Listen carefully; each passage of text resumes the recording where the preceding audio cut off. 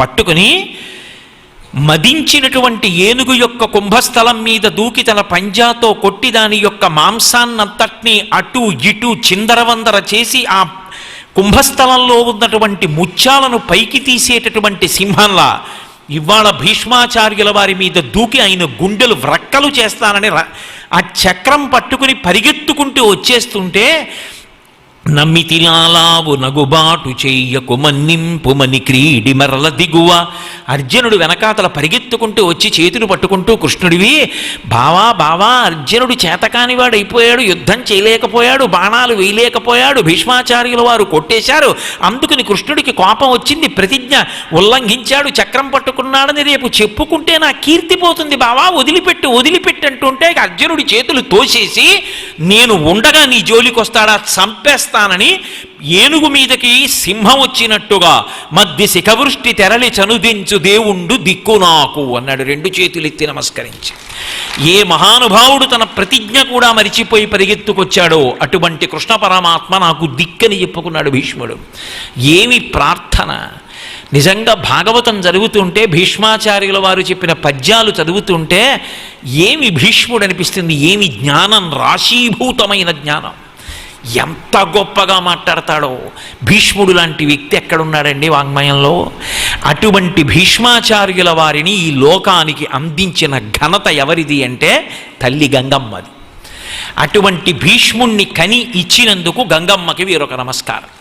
అందుకే అటువంటి గంగమ్మ గురించి, ఆమె ఇచ్చిన భీష్ముడి గురించి, అటువంటి గంగమ్మ ఒడ్డున శరీరం విడిచిపెట్టాలని శంకర భగవత్పాదులంతటి వారు మాతాజాహ్నవి శంభు సంగమిళితే మౌళౌ నిధాయాంజలిం తత్తీరే వపుషోవసాన సమజే నారాయణాంఘ్రిద్వయం అని సానందం స్మరతో భవిష్యతి మమ ప్రాణప్రయాణోత్సవే భూయాద్భక్తిరవిచ్యుతా హరిహరద్వైతాత్మిక శాశ్వతి అని అడిగారంటే ఆ గంగమ్మ ఎంత గొప్పదో అర్థం అవుతుంది.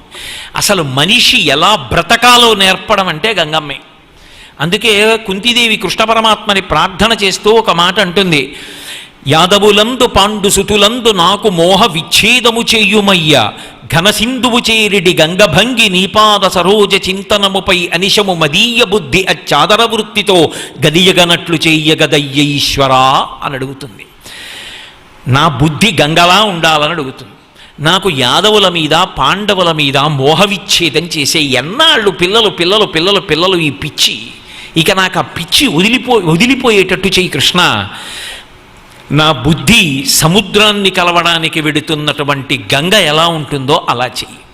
ఎందుకని గంగమ్మ పరమపావని మహాతల్లి, ఆవిడ పేరు చెప్తే చాలు పాపాలు పోగొడుతుంది. అలాంటి గంగమ్మ దగ్గరికి వెళ్ళి మూత్ర విసర్జన చేస్తాడు, ఎక్కడా చోట్లేనట్టు. అటువంటి గంగమ్మ దగ్గరికి వెళ్ళి మల విసర్జన చేస్తాడు. అటువంటి గంగమ్మ దగ్గరికి వెళ్ళి చేయరాని పనులన్నీ చేస్తాడు. ఇన్ని చేస్తున్నా కూడా ఆమె వీడు చేయరాని పని చేశాడని ఖిన్నురాలయ్యి ఆగిపోదు. ఒక మహాపురుషుడు వచ్చి స్నానం చేస్తాడు. ఏ కామకోటి పీఠాధిపత్యం వహించిన మహాపురుషుడు చంద్రశేఖరేంద్ర సరస్వతి మహాస్వామి వారి వంటి వారో సత్యదండాన్ని ముంచి స్నానం చేస్తారు. ఇంతటి మహాపురుషుడు స్నానం చేస్తున్నాడని పొంగిపోదు. ఒక చోట నది వెళ్ళిపోతుంటే ముళ్ళ చెట్టు కిందకి వంగి వీపు చీరుతుంది ముళ్ళతో. నా వీపు చీరిందని బెంగపెట్టుకుని బాధపడదు.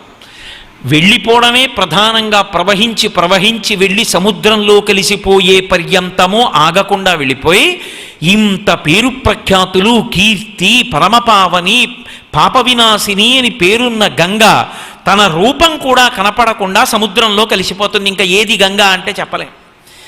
ఇది కదా శంకర భగవత్పాదులు అంటారు, అంకోలం నిజబీజ సంతతి రయస్కాంతోఫలం సూచికా సాధ్వీ నైజ విభుం లతాక్షితిరుహం సింధు సరిద్వల్లభం ప్రాప్నోతీహ యథా తథా పశుపతే పాదారవిందద్వయం చేతో వృత్తిరుపేత్య తిష్టతి సదా సా భక్తిరిత్యుచ్యతే అంటారు. భక్తి చిట్ట చివర ఎలా ఉండాలి అంటే నది సముద్రంలో కలిసిపోయినట్టు. అందుకే ఎక్కడ సాగర సంగమం ఉన్నా అది పరమ పవిత్రమైనటువంటి ప్రదేశం. ఆ సాగర సంగమానికి వెళ్ళి స్నానం చేసి భక్తులు భగవంతుని యొక్క అనుగ్రహానికి పాత్రులవుతూ ఉంటారు.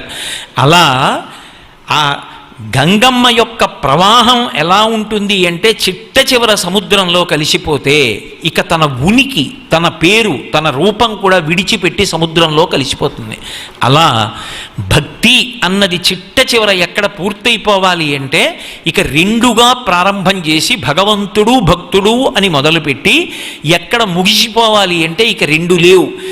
ఏదో మహాసముద్రం యొక్క లోతు తెలుసుకోవడానికి ప్రయాణం ప్రారంభించినటువంటి ఉప్పు బొమ్మ సముద్రం యొక్క అడుగు చేరకముందే సముద్రంలో కరిగిపోయినట్టు భగవంతుణ్ణి ఉపాసన చేసి భగవంతుని యొక్క గుణవైభవాన్ని తాను తెలుసుకోవాలనేటటువంటి ప్రయత్నంలోనే భగవంతుని యందు తాను లయమైపోవాలి. ఆ స్థితిని చేరిపోవడం సాభక్తిరిత్యుచ్యతే అంటారు శంకర భగవత్పాదులు. అదిగో దానికి ఉదాహరణ గంగమ్మ. గంగమ్మను అడ్డుపెట్టి అసలు బ్రతుకు ఎలా ఉండాలి అన్నదానికి ఎన్ని ఉదాహరణలు చెప్తారో, గంగమ్మను అడ్డుపెట్టి ఎన్ని ప్రార్థనలు లోకంలో. అటువంటి గంగ, శంకరులంతటి వారు ఆ గంగ ఒడ్డున నిలబడి ఒకసారి చూసి ప్రాణం వదలాలని అడిగారు. అంటే శంకరాచార్యుల వారికి లోట, అది అవతార పరిసమాప్తి. ఆయనే పెద్ద గంగ. లోకంలో మామూలు నీళ్లుంటే ఆ నీళ్లని గంగగా మార్చాలంటే గంగని ఆవాహన చేస్తాం. గంగమ్మనే తీసుకొస్తే ఇక మళ్ళీ గంగే జగమనే జైవ గోదావరి సరస్వతి ఏమిటి? తెచ్చింది గంగేగా, ఇంకెందుకు ఆవాహన చేయడం? అక్కర్లేదు. అలా శంకరాచార్యుల వారే పెద్ద గంగ. ఆయన నోటి వెంట వచ్చిందే గంగ, ఆయన నడకే గంగ, ఆయన పాదధూళే గంగ, ఆయన నామమే గంగ. ఇక మళ్ళీ ఆయన గంగ ఒడ్డున శరీరం వదలడం ఏమిటి అంటే ఆయన కొరకు కాదు, మన కొరకు. ఒరే గంగ వైభవం అటువంటిది. ఒక్కసారైనా జీవితంలో ఆ గంగ ఒడ్డుకెళ్ళు, ఆ గంగ ఒడ్డున నిలబడు, ఆ గంగా ప్రవాహాన్ని చూడు. నిజంగా నా జీవితంలో నేను ఎన్నడూ మరిచిపోలేని మహత్తరమైన రోజేది అంటే ఆ గంగా నదిని పడవలలో దాటి మేమందరం 500 మంది వెళ్ళి అక్కడ ఒక వేదిక నిర్మాణం చేసుకుని ఆ గంగా నది మధ్యలో సైకతం దగ్గర కూర్చొని గంగావతరణం చెప్పుకొని గంగ వైభవం చెప్పుకొని అందరం ఆ గంగలో స్నానం చేసి పడవలలో మళ్ళీ వచ్చి హారతులు ఇచ్చిన రోజుందే, అది నా జీవితంలో నేను మరిచిపోలేను. గంగమ్మ గంగమ్మే. సరే, ఇప్పుడు నేను గంగమ్మ అంటే అదిగో నిన్నను అదుపు తప్పి రేపు కూడా చెప్తానని చెప్పినట్టు ఇక గంగమ్మ గురించే నేను ఆ ప్రసంగం చేస్తే గంగమ్మ 5 రోజుల్ని ముంచెత్తేస్తుంది. కాబట్టి ఎక్కడో అక్కడ ఆపాలి కదూ. ఆ తల్లి గురించి పూర్ణంగా చెప్పగలిగిన వాడనని కాదు. ఏకశబ్ద సమ్యజ్ఞాత సృష్టప్రయుక్త స్వర్గే లోకే కామదుగ్భవతి. ఒక్క మాట భక్తితో చెప్పుకున్నా చాలు, సమస్తమైన ఈప్సితములను వర్షిస్తుంది తల్లి. అందుకే గంగమ్మకి నమస్కరిస్తూ యమునా నదీ వైభవం. యమున పరమపావని మహాతల్లి. ఆ యమునా నది గురించి శంకర భగవత్పాదులు అద్భుతమైన రీతిలో యమున గురించి ప్రార్థన చేశారు. అందులో ఒక మాట అంటారు యమునమ్మని, అమ్మా కృపాపారావారాం తపనతనయాం తాపశమనీం. తల్లి నువ్వు ఎంత గొప్పదానివి అంటే నువ్వు తపనతనయాం సూర్యుని యొక్క కూతురు. మురారి ప్రేయస్య, ఆ తల్లి కృష్ణ భగవానుడికి అపారమైనటువంటి ప్రేమ కలిగిన ప్రేయసి. అసలు ఏమో ఇవాళ అటు తిరిగి ఇటు తిరిగి భీష్మాచార్యుల వారు కృష్ణ భగవానుడి మీద చెప్పినటువంటి శ్లోకంతో ఉపన్యాసం ప్రారంభం. యమున అన్న పేరు ఎత్తేటప్పటికి విడదీయరాని అనుబంధం ఎవరితో ఉంటుంది అంటే కృష్ణ పరమాత్మతో ఉంటుంది. యమున అన్న పేరు చెప్పగానే వెంటనే జ్ఞాపకానికి వచ్చేది ఎవరు అంటే కృష్ణ భగవానుడి. అందుకే యమున వైభవాన్ని మొదలు పెడుతూ శంకరుల వాంగ్మయంలో ఒక అద్భుతం ఉంటుంది. వారు శ్లోకాన్ని దేనితో మొదలు పెడుతున్నారు, శ్లోకంలో ఏ పేరు పెట్టి పిలుస్తున్నారు, ఈ రెండు చాలా జాగ్రత్తగా గమనించాలి ఎప్పుడూ కూడా. ఎందుకంటే ఆయన అసలు వైభవాన్నంతటినీ కూడా మొదటికి తెస్తుంటారు. ఒక్కొక్కసారి సౌందర్యలహరిలో ఇటువంటి చమత్కారం చేశారు. ఒక శ్లోకం చెప్తూ ఫలశ్రుతితో మొదలుపెట్టారు. ఎవరైనా ఫలశ్రుతి చివర చెప్తారు, ఫలశ్రుతితో మొదలుపెట్టారు. ధునోతుద్భాంతం నస్తులిత దళిత ఇందీవరవనం ఘనస్నిగ్ధశ్లక్షణం చికుర నికురంబం తవ శివే అంటూ మొదలెట్టారు. అజ్ఞానపు చీకట్లు ధ్వంసమైపోవుగాక అని అమ్మవారి కబరీబంధం యొక్క వైశిష్ట్యాన్ని వర్ణిస్తూ ఆయన ఫలశ్రుతితో మొదలెట్టారు. అలా యమున గురించి చెప్తూ ఆయన ఏమని మొదలుపెట్టారంటే కృపాపారావారాం తపనతనయాం తాపశమనీం. అమ్మా నువ్వు ఎంత గొప్పదానివి అంటే దయకు సముద్రము వంటి దానవు అని మొదలుపెట్టారు. కృపాపారావారాం. సముద్రం యొక్క గొప్పతనం ఏమిటి? సముద్రం యొక్క లోతు ఎంత ఎవ్వరికీ తెలియదు.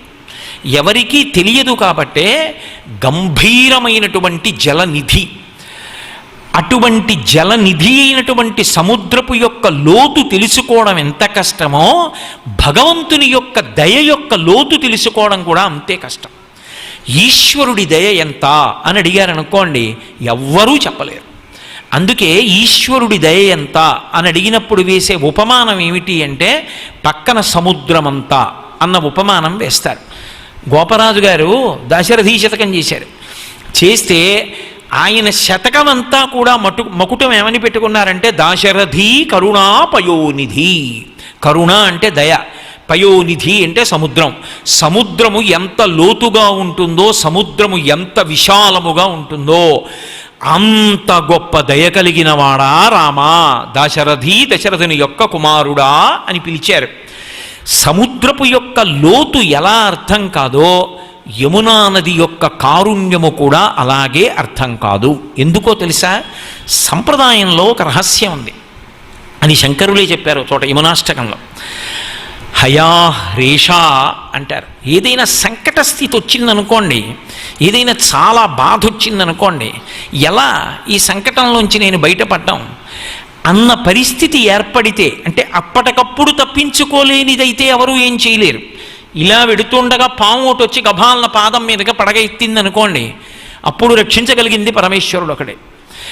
కానీ ఒక సంకటం వచ్చింది, ఎలా బయటపడాలి అని బాధ కలిగింది, అప్పుడు మీరు ఎక్కడున్నారన్న దాంతో సంబంధం లేదు.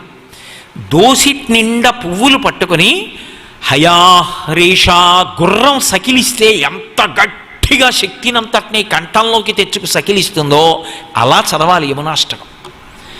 అంత గట్టిగా చదివి కళ్ళు మూసుకొని నల్లటి ప్రవాహంతో ఉండేటటువంటి యమునా నదిని స్మరించి ఆ పువ్వులు విసిరితే వెంటనే యమునా నది ఆదుకుంటుంది అని ఒక ప్రమాణం.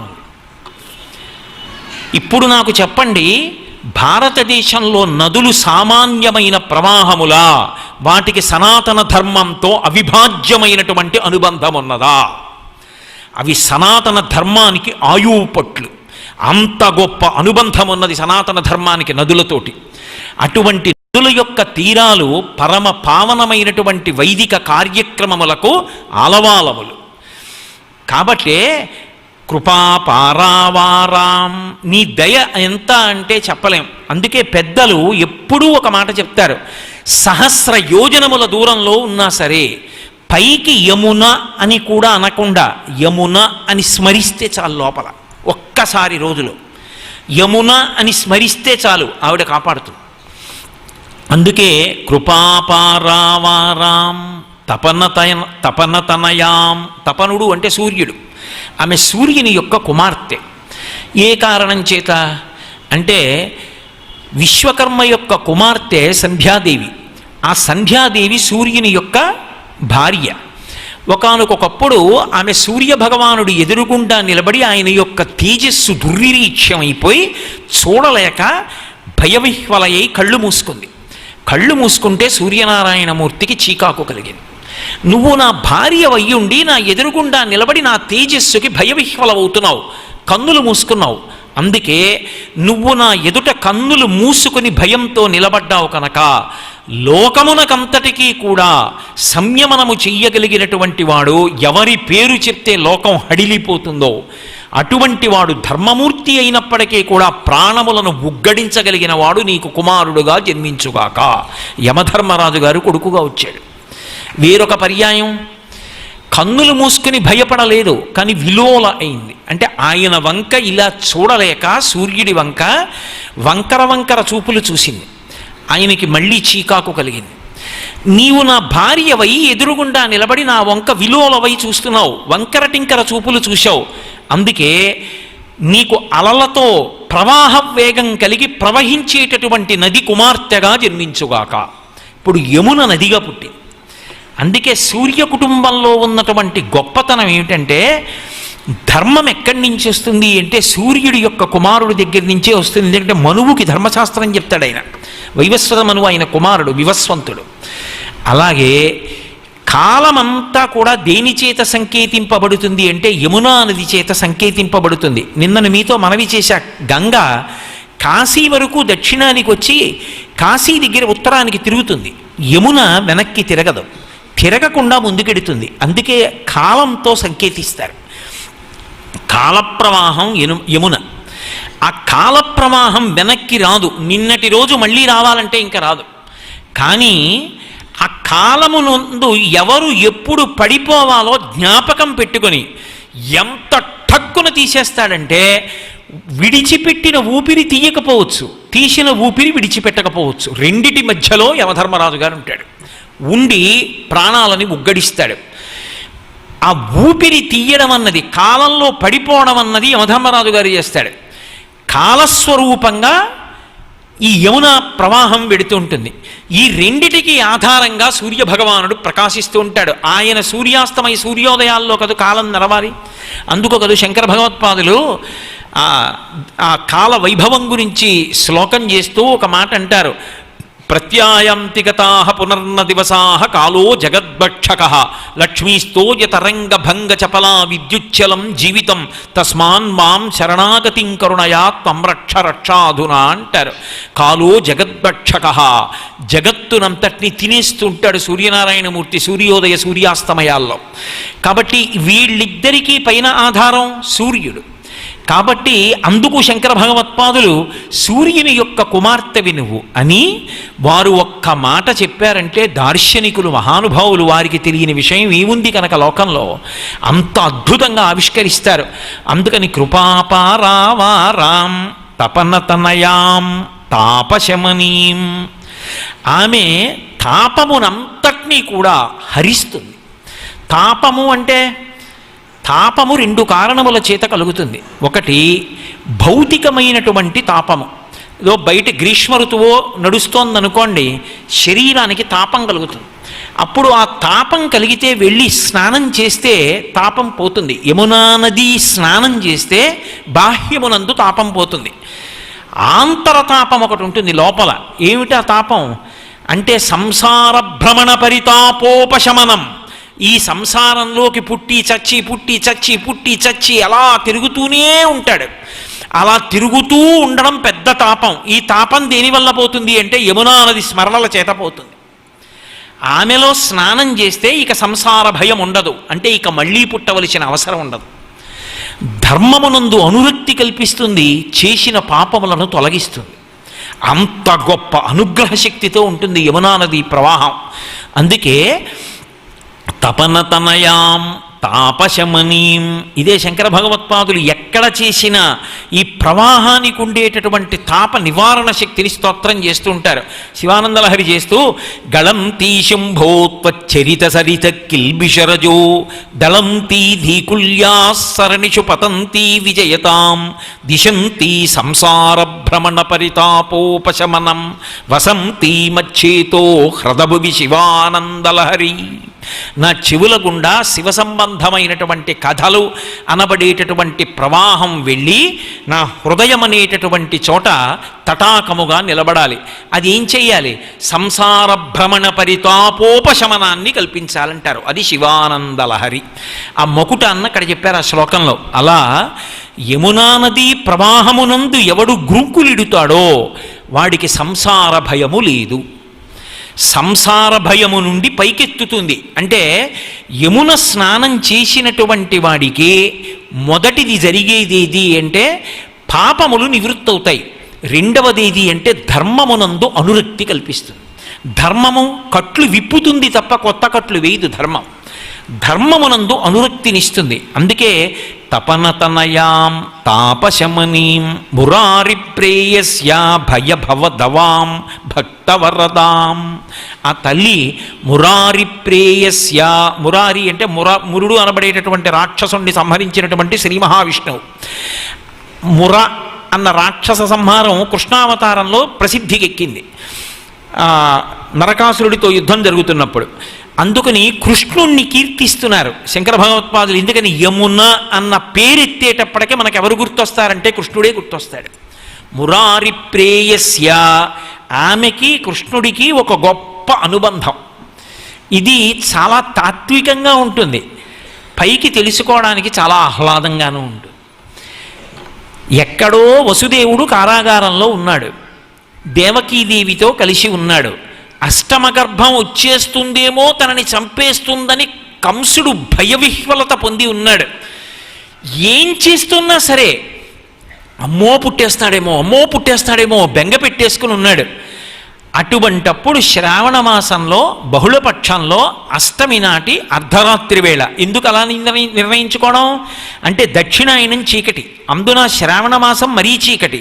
శ్రావణ మాసంలో అర్ధరాత్రి అంటే మనుష్యులందరికీ రాత్రి, పితృదేవతలకు రాత్రి, దేవతలకు రాత్రి, దక్షిణాయనం కాబట్టి ఇంతమందికి చీకటే. దేవతలకు, పితృదేవతలకు, మనుష్యులకు చీకటి, పైగా అర్ధరాత్రి అంటే కటిక చీకటి.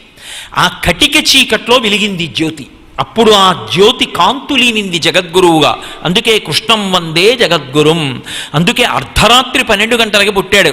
జలధర దేహు నాజాను చతుర్బాహు సరసీరుహక్షు విశాల వక్షు జారు గదా శంఖచక్ర పద్మ విలాసు కంఠ కౌస్తుభమణి కాంతిభాను కమనీయ కటిసూత్ర కంకణ కేయూర శ్రీవత్సలంచలంచిత విహారు మరుకుండల ప్రభాయుత కుంతల లలాటు వైఢూర్య మణిగణ వరకిరీటు బాలు పూర్ణేందు రుచిజాలు భక్త లోకపాలు సుగుణాల కృపా విశాలు చూచి తిలకించి పులకించి చోద్యమంది ఉబ్బి చెలరేగి వసుదేవుడు ఉత్సహించే అంటారు పోతన గారు భాగవతంలో. ఆ కారాగారంలో అర్ధరాత్రి వేళ శంఖచక్ర గదా పద్మములను పట్టుకున్నవాడై పీతాంబరధారి అయి వెలిగిపోతూ వెలుగులకు వెలుగైన వాడు ఆవిర్భవించాడు.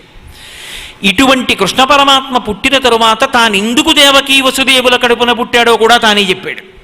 మీరింతకు ముందు 3 జన్మలకి ముందు నా గురించి తపస్సు చేశారు, ఆ తపస్సుకి మెచ్చి ఏం కావాలన్నాను, నాలాంటి కొడుకు కావాలన్నారు. నాలాంటి కొడుకు నేను తప్ప ఇంకొకడు లేడు. అందుకే ఒకప్పుడు మీకు కుమారుడిగా వచ్చాను, మీరు సుతపుడు అన్న పేరుతో ఆ వసుదేవుడు ఉన్నప్పుడు నేను మీకు కొడుకుగా వచ్చాను. అలాగే వేరొకసారి కశ్యప ప్రజాపతి అన్న పేరుతో నువ్వు ఉన్నప్పుడు అదితికి కలిపి వామనమూర్తిగా వచ్చాను. ఇది 3వసారి, చిట్ట చివరిసారి మీ కడుపున పుట్టాను. నన్ను స్మరించినంత మాత్రం చేత మోక్షం. నా కొడుకని పట్టుకుంటారో పరమాత్మని పట్టుకుంటారో ఏ రూపంతో పట్టుకున్నా పర్వాలా, నా పేరెత్తితే చాలు, నా యందు మనసుంచుకుంటే చాలు. అందుకు ధర్మరాజు అంటాడు, నారదుడు అంటాడు ధర్మరాజుతోటి, కామోత్కంఠత గోపికల్ భయమునన్ కంసుండు వైరక్రియా సామగ్రిం శిశుపాల ముఖ్య నృపతుల్ సంబంధులై వృష్ణులున్ ప్రేమన్ మీరలు భక్తి మేము ఇది చక్రింగంటి మెట్లైన నుద్ధామధ్యాన గరిష్ఠులైన హరిచందన్ వత్సుధత్రీశ్వర అంటాడు. ఏ భావనతో పట్టుకున్నారు కాదు, కామోత్కంఠత గోపికల్, కామంతో గోపికలు పట్టుకున్నారు. భయమునన్ కంసుండు, భయంతో కంసుడు పట్టుకున్నాడు. వైరక్రియా సామాగ్రిం శిశుపాల ముఖ్య నృపతుల్, వైరంతో ద్వేషభావంతో శిశుపాలాదులు పట్టుకున్నారు.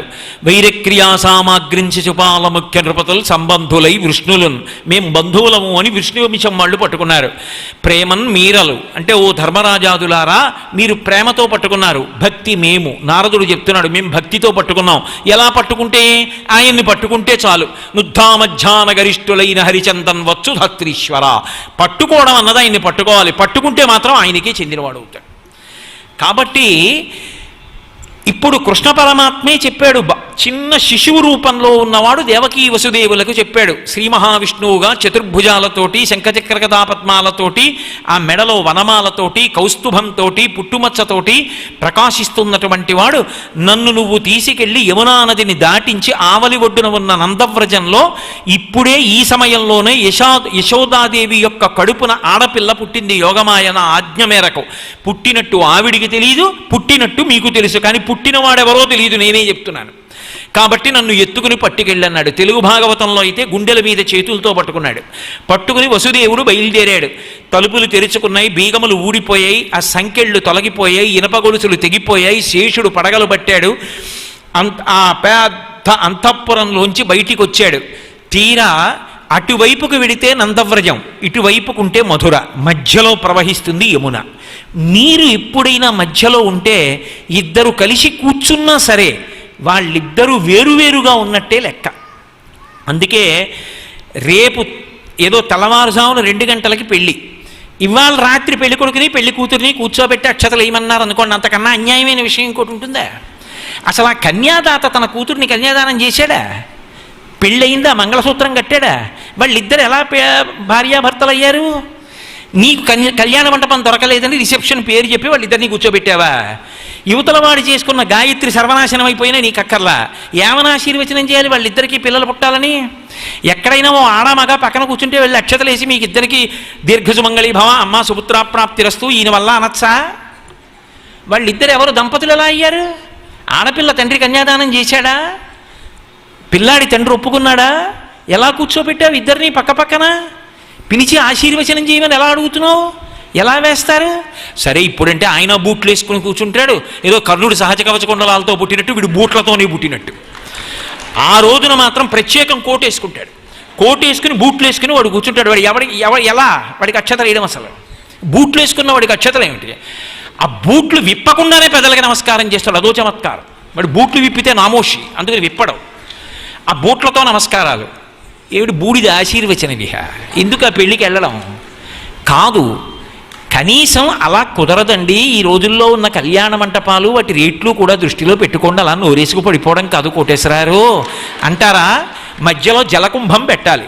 పెళ్లి కొడుకుని పెళ్లి కూతుర్ని కూర్చోబెట్టి మధ్యలో నీళ్ల బిందె పెట్టాలి. నీళ్ల బిందె పెడితే వాళ్ళిద్దరూ వేరువేరుగానే ఉన్నట్టు లెక్క. అక్కడ అక్షతలేసి ఇక్కడ అక్షతలేసి అమ్మ నీకు మంచి కొడుకు పుట్టాలి, ఆయనకి మంచి కొడుకు పుట్టాలి, ఇద్దరూ కలిశాక అదే అవుతుంది తప్ప కనీసం ఆశీర్వచనం చేసేవాడికి దోషం రాదు. అప్పుడు కూడా బిందె పెట్టి బూట్లు వేసుకుంటే కాదు, బూట్లు ఇప్పితే. కాబట్టి ఏదైనా ఒకటి చేశాము అంటే శాస్త్రం అన్న మాట ఒకటి ఉంది, దానికి ఒక గౌరవం ఇచ్చింది. లేనినాడు దానికి ఎందుక తంతు? నిన్ననే కదా మీతో తల కొట్టుకున్నాను. శాస్త్రస్య గురువాక్యస్య సత్యబుద్ధ్యావధారణ సా శ్రద్ధ కడితా సిద్ధి యయా వస్తూపలభ్యతే. సంతోషంగా ఉండాలి కన్యాదానం చేసిన వాడు, సంతోషంగా ఉండాలి కోడలు వచ్చిన వాడు, సంతోషంగా ఉండాలి నవదంపతులంటే. అసలు ఆ శాస్త్రానికి ఓ మర్యాద ఏడిస్తే కదూ, చేసే క్రతువుకు గౌరవం ఉంటే కదూ అందరూ సంతోషంగా ఉండడం. చేసేవన్నీ తంతులు చేసి సంతోషాలు రమ్మంటే ఎక్కడి నుంచి వస్తాయి? సరే, ఈశ్వరుడు క్షమించి అట్లే అనుగ్రహించుగాక, మధ్యలో నాకెందుకు. కాబట్టి తపనతనయాం తాపశమనీం, ఆ తల్లి యమునా నది అడ్డొచ్చింది. యమునకి అటు విడితే నందవ్రజం, యమునకి ఇటు ఉంటే మధుర. రెండు విడివడతాయి నీటి ప్రవాహంతో. ఎందుకో తెలుసా? నీటితో ఎందుకు వేరయ్యాయంటే యమునతో మధురని కంసుడు పరిపాలిస్తాడు. మధురమైన కోర్కెలతో ఎప్పుడూ ఏవో అనుభవించడం తప్ప భగవంతుడు అక్కర్లేదన్న వాళ్ళందరూ మధురలో ఉంటారు. కంసుడు పరిపాలిస్తాడు. ఆ నీరు దాటావా నందవ్రజం ఉంటుంది, అక్కడ నందుడు ఉంటాడు, యశోద ఉంటుంది. కృష్ణోపనిషత్ అని ఒక ఉపనిషత్తు, మీరు ఆ ఉపనిషత్ చదివితే వాళ్ళు ఎవరో అర్థమవుతుంది. నందుడు అంటే మోక్షం, యశోద ఎవరు అంటే ముక్తికాంత. వాళ్ళిద్దరు ఎక్కడున్నారో అక్కడ కృష్ణుడు ఉంటాడు. కృష్ అంటే నిరతిశయ ఆనంద స్వరూపుడు. కాబట్టి మోక్షానందం, ఆనందం అక్కడే ఉండాలి, ఇక్కడ ఉండడు. కంసుడు ఉంటే కృష్ణుడు ఉండడు, కృష్ణుడు ఉంటే కంసుడు ఉండడు. అందుకే కృష్ణుడు మధురొచ్చాడు అనుకోండి, ఇహ కంసుడు ఉండడు. రా రా రా అని పిలిపించాడు, అక్రూరుణ్ణి పిలిపించి. శూరులు తొల్లి ఏ విభుని శోభిత పాదనక ప్రభావళించేరి భవాంధకారముల పొందక బుందురు వట్టి దేవునిన్ వైరముతోడనైన పిలువన్నను పంపి శుభంబు చేసే నిష్కారణమైన ప్రేమ ఇది కంసుని పోలు సఖుండు కల్గుని అంటూ వెళ్ళాడు పాపం అక్రూరుడు. వెళ్ళి తీసుకొచ్చాడు. తీసుకొస్తే మేనమామ నేను చూడలేదు, కంస సంహారం చేశాడు. అందుకే కృష్ణుడు వస్తే కంసుడు ఉండడు, కంసుడు ఉంటే కృష్ణుడు ఉండడు.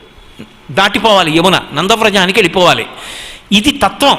అందుకే నందుడి ఆ వసుదేవుడితో చెప్పాడు, నన్ను తీసుకెళ్లి నందవ్రజంలో యశోదాదేవి పక్క మీద పడుకోబెట్టావు, యోగమాయని ఇటు తీసుకురా అన్నాడు.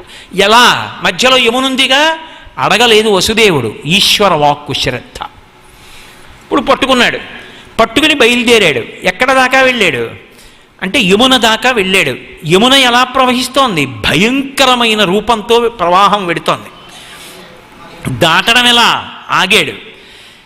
ఎప్పుడైతే కృష్ణ పరమాత్మని గుండెలకి దగ్గరగా ఇలా చేత్తో పట్టుకున్నాడో, అంటే గుండెలకి కృష్ణస్పర్శ ఉందో హృదయానికి, ఆశౌరికి తెరవసగెను ప్రకాశోద్దత తుంగ భంగ కలిత ధరాసాకాశయగు యమున మును సీతేశునకు పయోధి త్రోవ ఇచ్చిన భంగిన్. ఇది కృష్ణ ఆవిర్భావం నుంచి యమునతో సంబంధం. మురారి ప్రేయస్య, అది శంకరుల స్తోత్రం. ఇంత యమున ఇలా పట్టుకుంటే కృష్ణుణ్ణి త్రోవిచ్చేసింది, వెళ్ళిపోయాడు నందవ్రజానికి.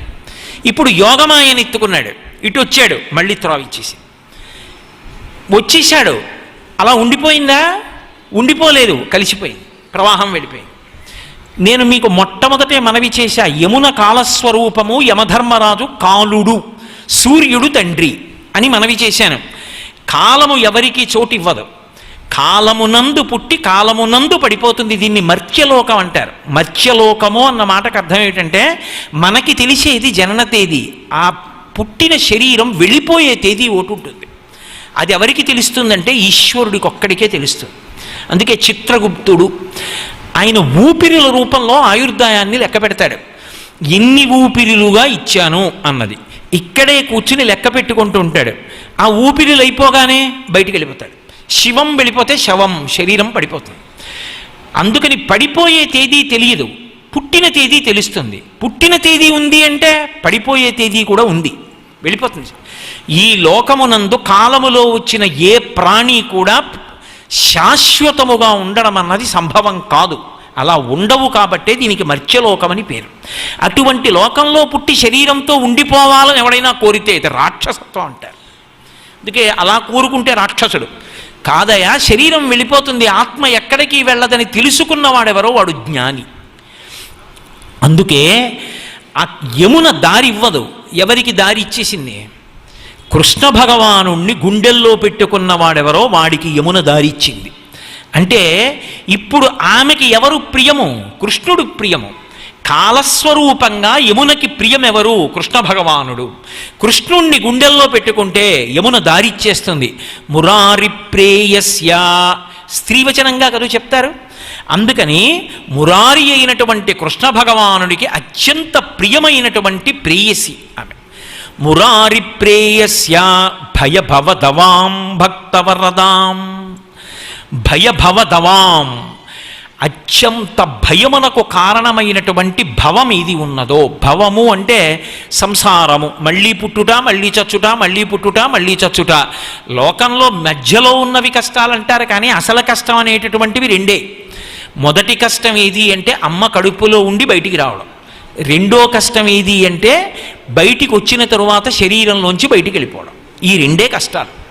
ఎందుచేత అంటే 9 రంధ్రాలు అంటారు, కానీ 9 కాదు, 11 రంధ్రాలు ఉంటాయి శరీరానికి. 2 కన్ను రంధ్రాలు, 2 ముక్కు రంధ్రాలు, 2 చెవి రంధ్రాలు 6, నోరు 7, మలద్వారం 8, మూత్రద్వారము 9, 10వది నాభీరంధ్రము, 11వది బ్రహ్మరంధ్రము. పుట్టగానే మూసుకుంటుంది నాభీరంధ్రం. అమ్మ నాభి కత్తిరించేస్తారు. కత్తిరించేస్తే అమ్మకి కొడుక్కి లేదా కూతురికి నాభీ సంబంధం తెగుతుంది, కానీ హృదయ సంబంధం ఉండిపోతుంది. మా అమ్మ అని, నా కొడుకు. ఇది ఎక్కడ వరకు ఉంటుందంటే, ఆ కొడుకు కీర్తివంతుడైతే లోకంలో మొదట ఏమడుగుతారంటే, ఏ తల్లి కన్న పిల్లాడివయా అని అడుగుతారు. అలా అనిపించుకున్నవాడి గురించిట ఆ ఉత్తమ లోకాలకి వెళ్ళిపోయి అలా అనిపించుకున్న కొడుకు ఏ తల్లిదండ్రులకు పుడతాడో వాడి కారణంగా, వాడి యశస్సు కారణంగా ఉత్తమ లోకాలకు వెళ్ళిపోతారు తల్లిదండ్రులు. వెళ్ళిపోయి సంతోషపడుతుందట ఇటువంటి బిడ్డని కన్నానని. కాబట్టి హృదయ సంబంధం మిగిలిపోతుంది. ఒక రంధ్రం మూసుకుంది, 10వ రంధ్రం. 11వ రంధ్రం బ్రహ్మరంధ్రం.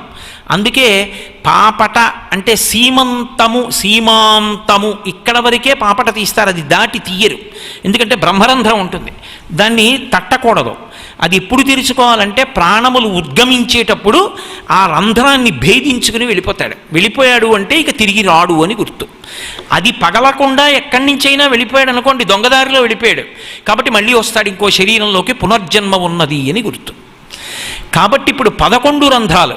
ఈ 11 రంధ్రాలలో ఎవరు భగవంతుని యొక్క అనుగ్రహాన్ని పొందారో వాళ్ళు మళ్ళీ పుట్టవలసినటువంటి అవసరం ఉండదు. కానీ పుట్టాడు కాబట్టి ఇది ఆఖరిసారి శరీరాన్ని విడిచిపెట్టేస్తాడు. ఇక సంసార భయం ఉండదు, అంటే జనన మరణములకు సంబంధించిన భయము లేదు. అటువంటి స్థితిని ఇవ్వగలిగినటువంటి అధిష్టాన శక్తి కలిగిన జలప్రవాహమునకే యమునా అని పేరు. అందుకే యమునా నదిలో ఒక్కసారి స్నానం చేస్తే భయభవదవాం భక్తవరదాం, ఆ తల్లి భక్తులైనటువంటి వారికి సమస్తమైనటువంటి వరములను కూడా కటాక్షిస్తుంది. కాబట్టి భయభవదవాం భక్తవరదాం విషజ్వాలోన్ముక్తాం, ఆమె విషజ్వాలల నుంచి విముక్తి పొందింది. శంకరాచార్యుల వారి యొక్క శ్లోకాలకి ఒక వైభవం ఉంటుంది. ఏమిటా వైభవము అంటే కొన్ని స్పష్టంగా చెప్తారు, కొన్ని స్పష్టంగా చెప్పరు. అలా స్పష్టంగా చెప్పకపోతే ఏమవుతుందంటే అది ఏమిటో తెలుసుకోవాలని ఒక కోరిక పుడుతుంది.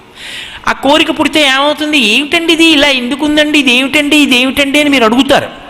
అడిగి అది తెలుసుకోవాలన్న ప్రయత్నంలో అసలు అటువంటి ఆర్తి ఒకటి ఉంటే అందరినీ అడుగుతాం.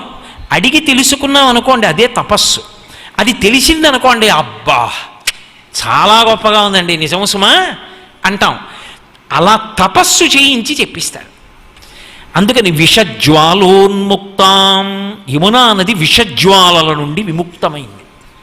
ఏమిటి అంత గొప్ప యమునా నది విషజ్వాలల చేత కమ్మబడడం ఏమిటి, ఎందుకు జరిగిందలా అంటే యమునా నదికి కాళింది అని ఒక పేరు.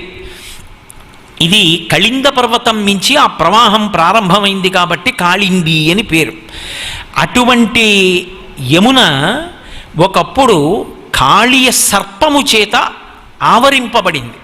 కాళీయుడు గరుత్మంతునికి భయపడి సముద్రంలో ఉండడం మానేసి ఒక్క యమునా నదిలో ఆ మడుగు దగ్గరికి రాడు, అక్కడ సౌభరి తపస్సు చేసి గరుత్మంతుణ్ణి శపించాడు కాబట్టి అక్కడ ఆ ప్రవాహంలో కూర్చున్నాడు. యమునా నది ప్రవాహంలో ఆయన భార్యలు, ఆయన బిడ్డలు అందరూ అందులో ఉండేవారు. ఎంత విషం కలిగినటువంటి ప్రాణి అంటే ఇప్పటికీ వెంకటేశ్వరుడి సుప్రభాతం చెప్తే కాళీయుణ్ణి తలుచుకుంటాం. మన్మూర్ధిని కాళియపణి వికటాట వీషు శ్రీ వెంకటాద్రిశిఖరే శిరసశ్రుతీనాం చిత్తేప్యనన్య మనసాం సమమాహితౌతే శ్రీ వెంకటేశ చరణౌ శరణం ప్రపద్యే అంటాం. అటువంటి కాళీయుడు భార్యాబిడ్డలతో కలిసి యమునా నదిలో పడుకున్నాడు. నీళ్ళన్నీ విషమైపోయాయి. ఆయన విడిచిపెట్టేటటువంటి విషపు గాలులకు పైన ఆకాశంలో ఎగురుతున్న పక్షులు కూడా నేల మీద పడిపోయి సముద్రంలో ఆ నదిలో పడిపోయి ప్రాణం విడిచిపెట్టేవి, తినేస్తుండేవాడు. ఒకసారి తెలియక గోపాలబాలురు ఆవులు ఆ నీరు తాగారు. తాగితే పడిపోయి ప్రాణం విడిచిపెడితే శ్రీకృష్ణ పరమాత్మ తన అమృత దృక్కుల చేత వాళ్ళని బ్రతికించాడు. బ్రతికించి అరెరే ఈ కాళింది మడుగుని శుభ్రం చెయ్యాలి, లేకపోతే రేపు పొద్దున్న ఇంకోళ్ళు మరణిస్తారు. ఇది నది విషతుల్యం కాకూడదు. కృష్ణ పరమాత్మ చేసిన ప్రక్రియ జ్ఞాపకం పెట్టుకోవడానికే రాబోయేటటువంటి కాలాలలో నదుల్ని విషతుల్యం చేస్తారని శంకరాచార్యుల వారికి తెలిసేమో, ఆయనకి తెలియనిదే ఉంటుంది. అందుకే ఈ మాట వేశారు నది గురించి. ముందు నదికి ఉన్నటువంటి ఆ విషాన్ని తొలగతోశాడు. మనమైనా చేయవలసింది నదిలో సమస్త పనికి మాలిన పదార్థాలు పట్టుకెళ్ళి వేసి విషతుల్యం చేయకూడదు నదిని. అందుకే వెంటనే ఆ కాళీయుణ్ణి అక్కడి నుంచి తరిమి కొట్టాలి. ఒక్కసారి కటి చీలంబు బిగించి పింఛమున చక్కం కొప్పు బంధించి దోస్తట సంస్పాటనమాచరించి చరణ ద్వంద్వంబు గీలించి తత్కుట శాఖాగ్రము మీద నుండి ఉరికెన్ గోపాల సింహంబు దిక్తటముల్మ్రోయ హృదంబులో గుబగుబద్వానంబనూనంబుగన్ అంటారు. ఒక్కసారి ఆ ఒడ్డున ఉన్నటువంటి చెట్టు ఎక్కాడు, 2 తొడలు కొట్టాడు, ఆ పంచె తీశాడు, బాగా బిగించాడు, కొప్పు చుట్టుకున్నాడు, నెవలిపించాను బాగా అందులోకి గట్టిగా నొక్కుకున్నాడు. ఒక్కసారి కుప్పించి దాని మించి దూకి నదిలో పడ్డాడు. పడి ఆ నదిలో 2 కాళ్ళు 2 చేతులు పెట్టి ఈత కొట్టుకుంటూ తల పైకి పెట్టి మంచి సంతోషంగా నవ్వుకుంటూ ఆడుకుంటున్నాడు. చూశాడు కాళీయుడు. ఎవడురా నేనున్న చోట పడి ఆడుకుంటున్న పిల్లవాడని వచ్చి 101 పడగలు విప్పి కాట్లు వేసి ఆయన శరీరాన్ని చుట్టేశాడు. శరీరంతో తన గురించి ఏడిచేవాడు ఉంటేనే తన శక్తిని ప్రకటన చేస్తాడు, లేనినాడు ఆయన కల్పించుకోడు. వెంటనే ఈ వార్త తెలిసింది. తెలిసి గోపాలబాలురు గోపకాంతలు పరుగున వచ్చారు. ఆ రోజున బలరాముడు రాలేదు, కృష్ణుడితో పాటు ఈ లీల జరగాలి. వచ్చి వాళ్ళందరూ ఏడ్చారు. అయ్యయ్యో కృష్ణ, నిమ్మి కలిగి నీ ఉండిన మము రక్షింతువు, నిన్ను రక్షింప మేము నేరము తండ్రి, పన్నగము మమ్ము కరవక నిన్నేటికి కరచె కుర్ర, పాము మమ్మల్ని కరిచినా వదిలిపోయేది, నిన్ను కరిచింది, నువ్వుంటే మమ్మల్ని కాపాడతావు, నువ్వే లేకపోతే మమ్మల్ని కాపాడేవాడెవడు అని ఏడిస్తే తన ప్రతాపం చూపించాలనుకున్నాడు. ఒక్కసారి శరీరాన్ని ఇనప స్తంభంలా పెంచాడు. కట్లు విడిపోయి ఒక్కసారి లేచి తన పిడిగుద్దులతో ఆ కాళీయుణ్ణి మర్దించి ఆ విప్పినటువంటి పడగల మీదకెక్కి తోక పట్టుకొని రంగస్థలం మీద నటించేటటువంటి నటుడు ఎలా ఉంటాడో అలా ఒక్కొక్క పడగ మీద తొక్కుతుంటే ఆ పడగ కిందకి వంగిపోతోంది. వెస దామోదరుపాధగాతనగతుల్ వివేల చందంబులన్ ప్రసభాటోపముజూప బాపపణ భృచ్చటామండలం వసహంబై పగిలెన్ మణుల్ సెదరగా నాస్యంబులన్ సోడితం వెసగన్ దంస్ట్రలు నుగ్గుగాగ గరళ అగ్నిజ్వాలికల్ వెల్వడన్. ఆ విషజ్వాలలు బయటికి వస్తుంటే తలలు పగిలిపోయి ఆ మణులన్నీ కూడా చెదిరిపోయేటట్టుగా ఆ పడగల మీదకెక్కి తాండవం చేశాడు. ఆ యమునా వీచి భృతంగ వజ్జములు మ్రోయం తీర గోపౌఘర్ష మనోజ్ఞనితంబు గీయముగ జించత్కాళి తవ్యాళి రంగ తరంగ తలంబునన్ పటుగతిన్ కంజక్షు నిర్మర్ద నాట్యము హృద్యద్భుత భీమమై పరగా దివ్యశ్రేణి చూచెందివిన్. ఆ కాళీయుడి పడగల మీద ఆయన నాట్యం చేస్తుంటే, యమునా తరంగాలు చప్పుడు చేస్తుంటే, గోపాల బాలురు నవ్వుతుంటే, పాటలు పాడుతుంటే అదొక పెద్ద నృత్యం జరుగుతున్నట్టుగా ఉంది. ఇంత చేస్తే అప్పుడు ఆ కాళీయుడి యొక్క విషం అంతా విరిగిపోయి బుద్ధొచ్చి ఆయన కాళ్ళ మీద పడి ప్రార్థన చేశాడు. ఆయన కాదు, ముందు ప్రార్థన చేసిన వాళ్ళు ఆయన భార్య. ఎంత అద్భుతమైన ప్రార్థన చేశారో నిజంగా. మమ్ము పెండ్లి చేయుమా ప్రాణవల్లభు, మమ్ము పెండ్లి చేయుమా ప్రాణవల్లభో, మునుపు జరుగు పెండ్లి పెండ్లి కాదు, నీవు చేయు పెండ్లి నిక్కంబు సత్యంబు అని వాళ్ళు ఒక మాట అడుగుతారు. నువ్వు అనాథనాథుడివి, అటువంటి వాడివి, నువ్వు మా భర్తని చంపేస్తే మేమేమవుతాం? అనాథలం అవుతాం, విధవలం అవుతాం. నువ్వే అనాథనాథుడు ఉండి మమ్మల్ని అనాథల్ని చేస్తావా? అందుకని అలా చెయ్యొద్దు. ఇంతకుముందు మా తల్లిదండ్రులు పెళ్లి చేశారు ఈ కాళీయుణ్ణిచ్చి, అది పెళ్లి కాదు. నీవు చేయు పెండ్లి నిత్యంబు భద్రంబు, చిన్ననాటి పెండ్లి పెండ్లి కాదు. మా తల్లిదండ్రులు చేసిన పెళ్లి పెళ్ళే కాదు, ఇప్పుడు నువ్వు మా భర్తని మాకిస్తే అది పెళ్ళి. అందుకే కాళీయమర్దనం జరిగితే భర్తకి ప్రమాదంలో ఉన్న ఆడవాళ్ళకి కూడా సౌభాగ్యం నిలబడుతుంది. అందుకే ప్రదోష వేళలో కాళీయమర్దనం వినండి అని భాగవతంలోనే ఉంది ఆ మాట. అది అంత శక్తివంతం. ఎక్కడో ఉండడు, ఇక్కడే ఉంటాడు కాళీయుడు. 101 నాడులు విషంతో నిండిపోతే కాళీయమర్దనం వింటే కృష్ణ పాద స్పర్శ కలిగి విషం విరిగి అమృతం నిండుతుంది, ఈ నది శుభ్రం అవుతుంది. కాబట్టి అదిగో ఆనాడు కాళీయుడి భార్యలు ప్రార్థన చేశారు. మహానుభావ, ఎంత అదృష్టమయ్యా, ఎంత తపస్సు చేసిన వాళ్ళకి నీ పాదాలు కనపడవు. అటువంటిది బహుకాలంబు తపించి వ్రతముల్ పాటించి కామించి నీ మహనీయోజ్వల పాదరేణుకణ సంస్పర్శాధికారంబు శ్రీ మహిళారత్నము తుల్లికాంచె. ఇది ఏమం విమియుంలేక ఈయహి నీపాద యుగాహతింబడసినేడత్యద్భుతం ఈశ్వర. కొన్ని వేల జన్మలు తపస్సు చేస్తే లక్ష్మీదేవికి నీ పాదముల అడుగున ఉన్న ఒక కణాన్ని స్వతంత్రంగా ముట్టుకునే అవకాశం వచ్చింది. అలాంటిది మా భర్త ఎన్ని తప్పులు చేసినా అదృష్టవంతుడు. ఆయన తల మీద ఆ 101 పడగల మీద నీ పాదములు పెట్టావు, తరించిపోయాడు. కానీ బ్రతికించు కృష్ణ, చచ్చిపోతాడు ఇంకా మర్దనం చేస్తే అంటే. అప్పుడు చెప్పాడు, గోవరము తోడము నుజులు తావె త్రాగెదరి మడుగు నీరు తగదిందుండన్ నీవులు నీ బాంధములను నీ వనితలు చనుడు నేడు అంబుదిలో. మీరిక్కడుంటే ఈ నీళ్లు విషం అవుతాయి, విషం అయిపోతే ఆ గోపాల బాలురు, గోపకాంతలు, ఆవులు, దూడలు, ఎద్దులు తాగుతాయి, తాగితే మరణిస్తాయి. అందుకని ఇక్కడ ఉండడానికి వీలు లేదు, నువ్వు సముద్రానికి వెళ్ళిపోమన్నాడు. గరుత్మంతుడు నన్ను చంపితే అన్నాడు కాళీయుడు, బెంగలేదు. నీ యొక్క పడగల మీద నా పాదముద్రలు ఉంటాయి, నువ్వు పడగ విప్పినప్పుడు నా పాదముద్ర కనపడితే గరుత్మంతుడు నిన్ను చెనకడు, వెళ్ళిపోమన్నాడు. సముద్రానికి వెళ్ళిపోయాడు. అందువల్ల విషజ్వాలల నుండి యమునా నది విముక్తమైంది. ఇప్పుడు ఎందుకు శంకరాచార్యులు వారు ఆ మాట అనడం? కాళీయుడి పేరు కానీ కృష్ణుడి పేరు కానీ చెప్పకుండా. అంటే యమునకి కృష్ణుడికి అంత దగ్గర సంబంధం. యమునని ప్రార్థన చేస్తే కృష్ణ ప్రార్థన చేయకుండా మీరు ఉండలేరు. అంటే మీరు భాగవతంలో అనేక ఘట్టాలు జ్ఞాపకానికి రావలసిందే. అలా కృష్ణుణ్ణి తలుచుకుంటూ యమునని తలుచుకుంటే ఏమవుతుంది? ఆ రోజు రోజు అవుతుంది, మిగిలిన రోజులు కావు కాలక్షేపాలు.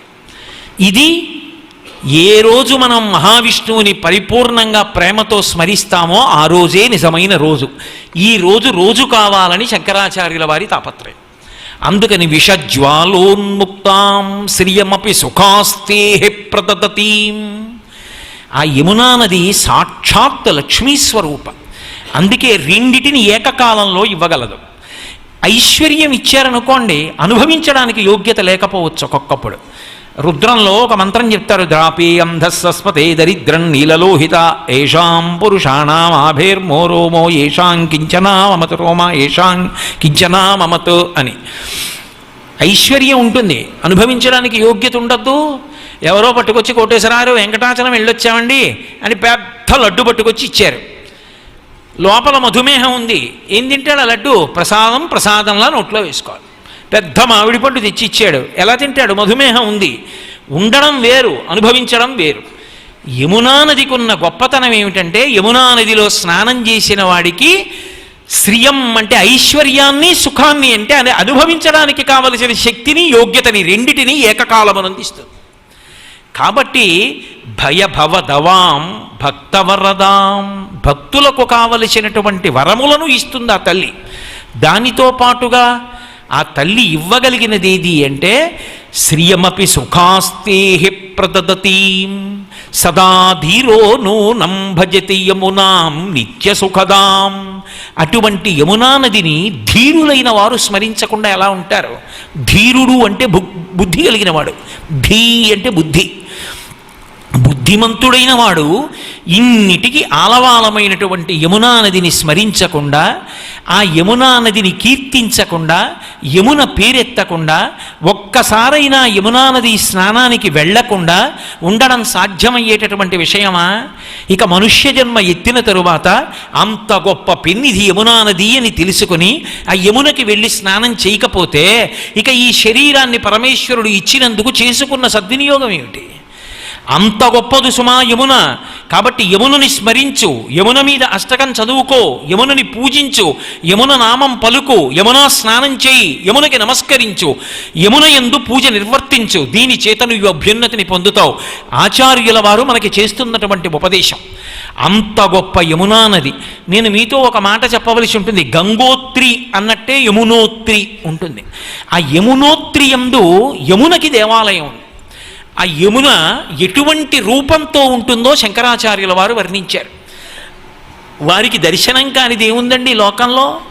యమున యొక్క అధిష్టాన దేవతని శంకర భగవత్పాదులు దర్శనం పొందారు. మీరు రేపు విందురుగాని నర్మద గురించి చెప్పినప్పుడు మహాత్ములైన వారందరికీ కూడా నదులు ఒక రూపంతో సాక్షాత్కరించి అనుగ్రహించాయి. శంకరాచార్యుల వారు కూడా దర్శనం చేశారు యమునా నది యొక్క అధిష్టాన దేవతని. ఆవిడ ఎలా ఉంటుందో చెప్పారు. విచిత్రం ఏమిటంటే, కన్నులకు కట్టినట్టుగా యమునా రూపాన్ని ఇక్కడ పెట్టారు. అదిగో ఆ పైన ఉన్నటువంటి ముగ్గురు దేవతల్లో మధ్యలో ఉన్నదే నల్లగా. ఆవిడ ఎలా ఉంటుంది, ఎలా ఉందో ఇక్కడ అలాగే ఉంటుంది యమునా నది అని వర్ణింపబడింది. ఎందుకంటే ఆవిడ నవజలద్యుతి హేమల సత్తమ కోటిమయాభర రంజితకే అని ఆ తల్లిట నవజలద్యుతి కోటిల సత్తమ హేమ మయాభర రంజతకే తడిదవ హేళి పదాంచల చంచల శోభిత పీత సుచేలధరే మణిమయ భూషణ చిత్రపటాసన రంజిత గంజిత భానుకరే జయ యమునే జయ సంకటనాశిని పావయమాం అని స్తోత్రం చేస్తారు. ఆ తల్లి నవజలద్యుతి, జలద అంటే మేఘం, నవజలద అంటే బాగా నీరు పట్టినటువంటి నల్లటి మబ్బు. కృష్ణుడు ఎలా ఉంటాడో యమున కూడా అలాగే ఉంటుంది. అది చమత్కారం. ఇద్దరిది ఒకటే రంగు. నవజలద్యుతి, ద్యుతి అంటే కాంతి. మబ్బు బొగ్గులా ఉండదు, బొగ్గుకి కాంతి ఉండదు, మబ్బుకి కాంతి ఉంటుంది. అదే దయ, అనుగ్రహశక్తి. ఆ మబ్బు పట్టినటువంటి, ఆ నీరు పట్టినటువంటి మబ్బు ఎటువంటి కాంతితో ఉంటుందో యమునా నది అలా ఉంటుంది. నవజలద్యుతి కోటిల హేమమయాభర రంజతకే. ఆవిడ అనేకానేకమైనటువంటి బంగారు ఆభరణములను ధరిస్తుంది. అదిగో అక్కడ తల్లి కిరీటం పెట్టుకుని మెడలో అన్ని హారాలు వేసుకు కూర్చుందే, ముందుకి జడేసుకుని అలాగే కూర్చుంటుంది యమున. తాబేటి మీద కూర్చుంటుంది.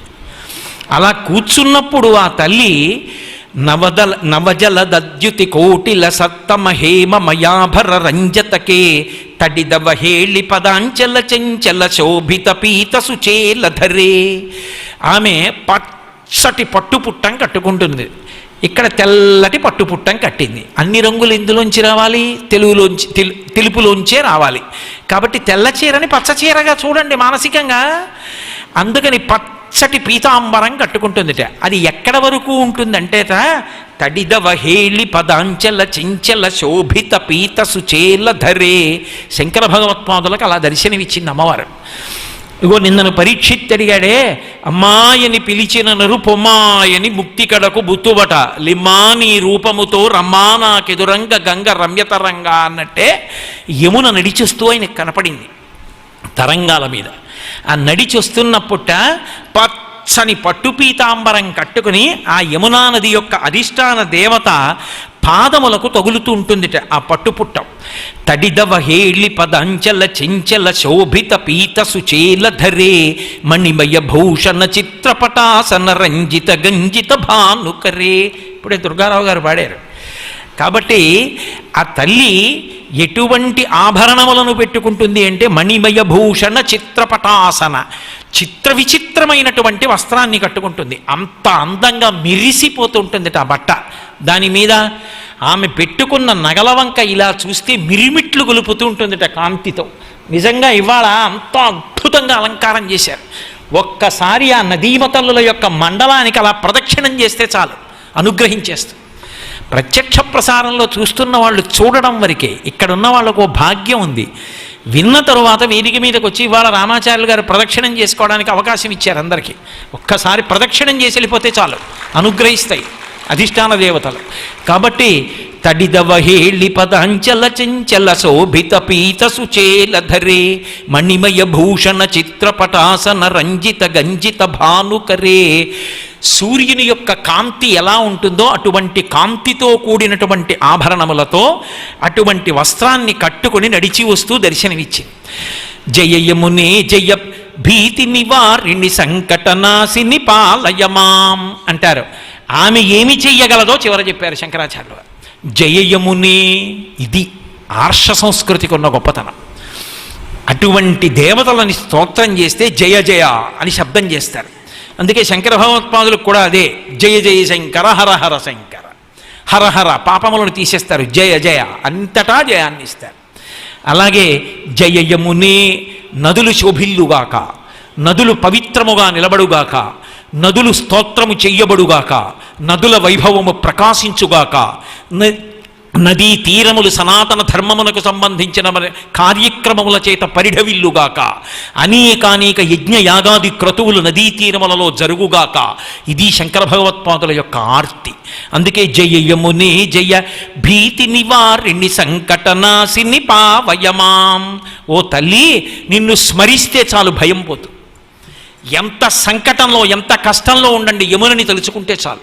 మీకు నేను మనవి చేశా కదా, ఇలా పువ్వులు పట్టుకుని గుర్రమరిచినట్టుగా అరిచి పువ్వులు విసిరితే చాలు యమున అనుగ్రహిస్తుంది. యమున దగ్గర నిలబడి కాదు, మీరు ఎక్కడ నిలబడినా సరే. సంకటం వచ్చినప్పుడు మీ ఇంట్లో నిలబడి యమునాష్టకం జరిగినా చాలు. నేను ఇప్పుడు చదువుతున్న శ్లోకాలు యమునాష్టకం నుంచే చదువుతున్నాను. అంత గొప్ప అనుగ్రహ శక్తి కలిగినటువంటి తల్లి యమునా నది. కాబట్టి శంకరాచార్యుల వారు అంటారు, ఆ యమునా నది యొక్క వైభవాన్ని స్తోత్రం చేస్తూ మధువనచారిణి భాస్కర వాహిని జాహ్నవి సంగిని సింధుసుతే మధురిపు భూషిణి మాధవతోషిణి గోకుల భీతి వినాశకృతే. ఆ తల్లి ఎంత గొప్ప స్వరూపంతో ఉంటుంది అంటే మధురిపు భూషిణి మాధవతో జగదగమోచని మానసదాయిని కేశవ కేళి నిదానగతే జయయమునే జయ భీతి నివారిణి పాతకనాశిని పావయమాం అంటారు. ఆ తల్లిని స్తోత్రం చేస్తూ శంకర ఇది మీకు వింటున్నప్పుడు జయ జయ హే మహిషాసురమర్దిని రమ్యకపర్దిని శైలసుతే, అది ఇందులోంచే వచ్చింది. ఇలా ఇటువంటి దాంట్లోంచే వచ్చింది. ఇందులో ఉన్న గొప్పతనం ఏమిటంటే అది చదువుకుంటున్నప్పుడు మీకు తెలియకుండానే మీకు మనస్సులోంచి ఆనందం నది పొంగినట్టు పొంగుతుంది. అలా ఇచ్చారు శంకర భగవత్పాదులు ఆ శ్లోకాలని. రుణపడింది కదండి జాతి శంకరుల పాదాలకి మహానుభావుడు. అందుకని ఆయన అంటారు, ఆ యమునని స్తోత్రం చేస్తూ, అమ్మా నువ్వెంత గొప్పవనివో తెలుసా, మధువనచారిణి భాస్కర వాహిని జాహ్నవి సంగిని సింధుసుతే. శంకరులకు శంకరులే సాటి. బా ఏం చెప్పను, ఒక్కొక్క మాట కొన్ని రోజులు చెప్పే మాటలు. మధువనచారిణి, ఆ తల్లి బృందావనంలో ప్రవహిస్తుంది. బృందావనం అనేటప్పటికీ ఎవరు గుర్తొస్తారు? శ్రీకృష్ణుడు గుర్తొస్తారు. మధువనచారిణి అని ఆగాను అనుకోండి కళ్ళు మూసుకుని, ఆ బృందావనం, ఆ శ్రీకృష్ణుడు, గోపాల బాలురు, గోపకాంతలు వాళ్ళందరితో కలిసి ఆయన రమించడం, ఆ బాల్య క్రీడలు, అబ్బబ్బబ్బబ్బ ఎంత ఆనందం! భాగవతం అంతా మనసులో ఒకసారి తిరగదు. కాబట్టి మధువనచారిణి భాస్కరవాహిని, భాస్కరవాహిని అంటే సూర్యభగవానుని యొక్క కూతురు. భాస్కరవాహిని జాహ్నవి సంగిని. యమునా నది సముద్రంలో కలవదు, గంగా నదిలో కలుస్తుంది. ఇప్పటికీ ఉత్తరప్రదేశ్లో త్రివేణి సంగమం అని చెప్పి గంగా, యమున, సరస్వతి మూడు కలుస్తాయి. ఆ కలిసిన చోట గంగలో కలుస్తుంది. అందుకని జాహ్నవి సంగిని సింధు సుతే, సముద్రానికి కూతురు. ఎలా మరి సూర్యుడు కూతురు అన్నా?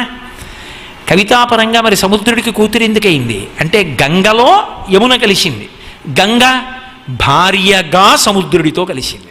ఇప్పుడు గంగలోకి ఈమె కలిస్తే గంగ సముద్రుడికి భార్య అయితే సముద్రుడు యమునకి ఏమవుతాడు? తండ్రి అవుతాడు. అప్పుడు సముద్రానికి ఈవిడేమవుతుంది? కూతురు అవుతుంది. ఇది శంకర భగవత్పాదుల అన్వయం. కాబట్టి జాహ్నవి సంగిని సింధుసుతే మధురిపు భూషిణి మాధవతోషిణి గోకుల భీతి వినాశకృతే. మధురిపు భూషిణి, మధు అనబడేటటువంటి రాక్షసుణ్ణి సంహరించినటువంటి వాడు రిపు, శత్రువు కృష్ణ భగవానుడు విష్ణు. భూషిణి, ఆయనని భూషింపచేసింది. అంటే చూడండి, లోకంలో ఒక మాట అంటారు, వాగ్భూషణం భూషణం అంటారు. భూషణం అంటే శరీరానికి కొత్త శోభని తెచ్చేదాన్ని భూషణం అంటారు, భూషింపజేస్తుంది కాబట్టి. ఒక్కొక్కరికి బాహ్యమైన భూషణముల చేత శరీరాన్ని శోభింపజేసుకోక్కర్లేదు. వాగ్భూషణం భూషణం, ఆయన వాక్ ఆయనకి భూషణం. అలా మధురిపు భూషిణి, శ్రీ మహావిష్ణువుకే అలంకారము యమునా నది. ఎందుకని? అసలు ఆ యమునా నది ఆయనకి ఎంతటి అలంకారం అంటే ఆ యమునా నదికి కృష్ణుడికి అంతటి దగ్గర సంబంధం. ఆవుల వెంట, దూడల వెంట పరుగెత్తాడు.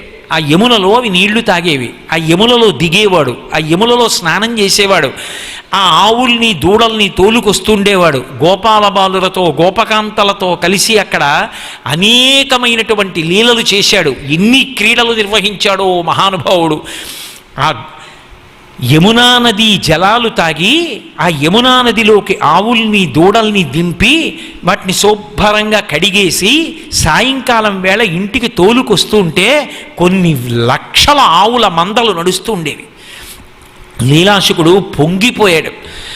గోధూళిధూసరిత కోమల గోపవేషం గోపాల బాలక శతైరనుగమ్యమానం సాయంతనే ప్రతిగృహం పశుబంధనార్థం గచ్చంతమచ్యుత శిశుం ప్రణతోస్మి నిత్యం అని. ఆ యమునా నదిలో ఎన్ని ఆటలాడాడో, ఎంతమందితో ఎన్ని ఆటలాడుకున్నాడో. ఆఖరికి ఆయన ఏ గోపాల బాలురతో ఆడుకున్నాడో ఆ గోపాల బాలుర పట్ల బ్రహ్మదేవుడంతటి వాడు అసూయ చెందాడు. అసూయ చెంది ఆఖరికి 4 తలకాయలు పట్టుకొచ్చి చిన్ని కృష్ణుడు యొక్క పాదములకు తగిలేటట్టుగా తిప్పి తిప్పి నమస్కారం చేశాడు. చేసి ఒక్క వరవడుగుతానివ్వయా కృష్ణ అన్నాడు. ఏం కావాలన్నాడు. ఎన్నడునైన యోగి విభులెవ్వని పాదపరాగమింతయున్ కన్నుల కానరట్టి హరి తన్నుచు గుద్దుచు కౌగిట చేర్చుచు చెట్టపట్టుచున్. ఎటువంటి శ్రీ మహావిష్ణువు! ఎన్నడునైన యోగి విభులెవ్వని పాదపరాగమింతయున్ కన్నుల కానరు. యోగి విభులంతటి వాళ్ళు తపస్సు చేస్తే ఆయన పాదాలకి అంటుకున్నటువంటి ఒక కణం కనపడదు. అటువంటి కృష్ణుడిని పట్టుకుని వీళ్ళందరూ ఏం చేస్తున్నారు? ఈ గోపాల బాలురు వీళ్ళందరూ కౌగిట చేర్చుచు చెట్టపట్టుచున్ తన్నుచు గుద్దుచున్ నగచు తద్దయుకైవడి కుడియాడుచున్ మన్నను చేయు వల్లవ కుమారుల భాగ్యము వింత యొప్పునే. వీళ్ళకి తెలుసా తెలియదా పక్కన పెట్టు, పరిపూర్ణావతారం. ఆ కృష్ణుడిని పట్టుకుంటున్నారు, కౌగిలించుకుంటున్నారు, తంతున్నారు, గుద్దుతున్నారు, పక్కన చేరుతున్నారు, ఆడుకుంటున్నారు, ఎంగిలి ముద్దలు పెడుతున్నారు. ఆఖరికి పెడుతుంటే మహానుభావుడు వాళ్ళు పెట్టినటువంటి ఎంగిలి ముద్దలు తాను తింటున్నాడు. వీళ్ళకన్నా అదృష్టవంతులు లోకంలో ఎక్కడున్నారయ్యా? అహోభాగ్యం అహోభాగ్యం నందగోప వ్రసౌకసాం జన్మైత్రం పరమానందం పూర్ణం బ్రహ్మ సనాతనం. పూర్ణమై సనాతనమైనటువంటి బ్రహ్మము ఆడుకుంటోంది పిల్లలతో. నాకేం అక్కర్లేదయ్యా. ఇలా బ్రహ్మపదంబు వేదములకన్ వీక్షింపగారాని నిన్ని లోకంబున ఈ వనాంతరమునంది మందలో కృష్ణయం చాలాపాది సమస్త భావములు నీయందే నిక్షేపించు ఈ వ్రేలందొక్కని పాదరేణువులు పై వేష్టించిన చాలదే. దిక్కుమాలిన బ్రహ్మపదం ఎవడెక్ కావాలి? తీసవతల బారాయి. నాకొద్దు. అది ఉంటే అహంకారం వచ్చింది. నాకొద్దు కృష్ణ. నాకేమిస్తావో తెలుసా? నీతో కలిసి ఆడుకుంటున్నారే నీతో కలిసి చట్టాపట్టాలేసుకు తిరుగుతున్నారే, నిన్ను తంటున్నారే, నిన్ను గుద్దుతున్నారే, నిన్ను కౌగిలించుకుంటున్నారే, నువ్వు పెట్టిన ఎంగిలన్నం తింటున్నారే, ఎండన్ రగ్గితి రకటంబడి తిరింకేలా విలంబింపగా రెండో బాలకులార చల్దికుడువన్ రమ్యస్థలం బిక్కడి దండం లేగలు నీరు తాగి అరమందం పచ్చికల్ మేయుచున్ దండంబై విహరించుచుండ అమంద ప్రీతి భక్షింతమే అని కృష్ణుడు పిలిస్తే వచ్చి కూర్చుని అన్నం తింటున్నారే, ఆ ఎంగిలి నీకు పెడుతున్నారే, నీ ఎంగిలి వాళ్ళు తింటున్నారే, నువ్వు మధ్యలో నిలబడితే నిన్ను చూస్తున్నారే, వాళ్ళ పాదములకు అంటుకున్న మట్టి కాస్త తీసి పైన చల్లుకొని చాలన్నాడు. ఆ యమున, ఆ బృందావనం, ఆ నందవ్రజం, ఆ గోపాలబాలురు, ఆ కృష్ణుడు అవిభాజ్యం. మధురిపు భూషిణి మాధవతోషిణి గోకుల భీతి వినాశకృతే. మాధవతోషిణి, మా అంటే లక్ష్మి, లక్ష్మి యొక్క భర్త, అందరినీ సంతోషపెడతాడు. అటువంటి కృష్ణుణ్ణి సంతోషపెట్టింది యమునా నది. ఆ యమునలో ఎన్నాటలాడుకున్నాడండి, యమునతో ఎంత సంఘం. పెద్దవాడైపోయిన తరువాత కూడా బలరాముడు మర్చిపోలేకపోయాడు. పిల్లలతోటి గోపకాంతలతో కలిసి ఆ యమునా నదికి వెళ్ళి స్నానం చేసిన రోజులు గుర్తొచ్చి పెద్దవాడైపోయిన తర్వాత ఒకసారి వచ్చాడు. వచ్చి గోపకాంతల్ని గోపాల బాలుని తీసుకుని ఎన్నాళ్ళయిందో రెండర్రా యమున స్నానానికి ఎడదామని వెళ్ళాడు.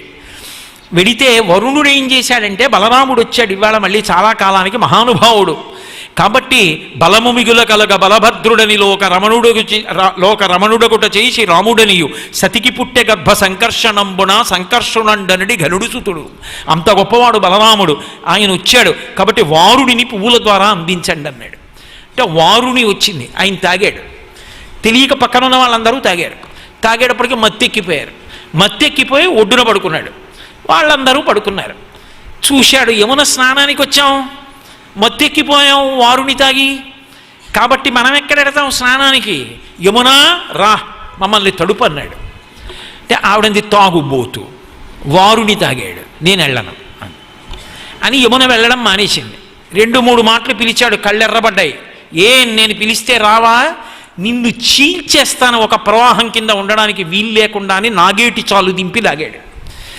దింపితే నల్లగా ఉన్న ప్రవాహం తెల్లగా అయిపోయి చీలిపోయింది ఇలా.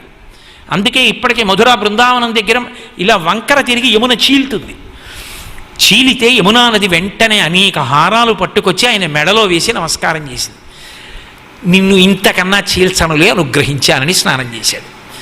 ఆ యమునా నది స్నానంతో అంత అనుబంధం. ఇప్పటికీ మీరు మిగిలిన యమునంత నల్లగా ఉంటుంది, బలరాముడు చీల్చిన చోట యమునా ప్రవాహం తెల్లగా ఉంటుంది మీరు వెళ్ళి చూస్తే. కాబట్టి ఆ మధురిపు భూషిణి మాధవతోషిణి గోకుల భీతి వినాశకృతే, అక్కడే కదూ గోకులానికి సంబంధించినటువంటి భయం అంతా పోయింది.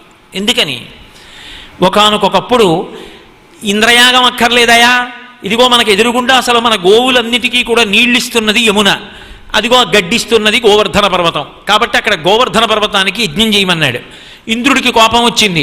పెరుగుల్నేతులు త్రావి క్రొవ్వి భువి నాభీరుల్ మదాభీరులైగిరి సంఘాత కఠోర పత్రతలన క్రీడా సమారంభ దుర్భరదంబోళిదరున్ పురంధరుననున్ పాటించి పూజింపక గిరికిన్ పూజలు చేచిపోజెరదిపో కృష్ణుండు ప్రేరేపకన్.